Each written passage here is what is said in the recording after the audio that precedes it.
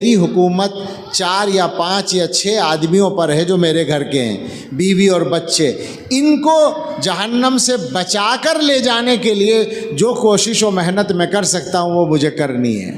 یاد رکھیے، یہ مسلمان کی وہ ڈیوٹی ہے جو قرآن میں مقرر کی گئی ہے، یہ ادھر ادھر کی کہی ہوئی سنی ہوئی نہیں ہے، یہ قرآن کی مقرر کی ہوئی ہے۔ اگر مسلمان اس ڈیوٹی کو نہیں سمجھیں گے تو جنت میں جانے میں کیسے کامیاب ہوں گے اور دنیا کی زندگی کو اپنا کیسے ٹھیک کر پائیں گے۔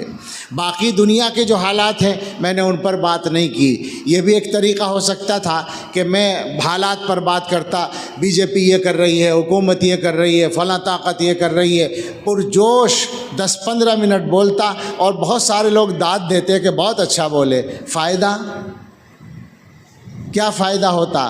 ہمارا فائدہ ہوگا اپنے آپ کو بدلنے سے۔ یاد رکھیے، دنیا اللہ کے حکم سے چلتی ہے، ہم اگر اللہ کے حکم کے مطابق چلیں گے تو دنیا ہمارے ساتھ چلے گی۔ اللہ کے قبضے میں سب کچھ ہے، دل بھی اللہ کے قبضے میں ہے، اللہ تعالیٰ دلوں کو پلٹ دیتے ہیں۔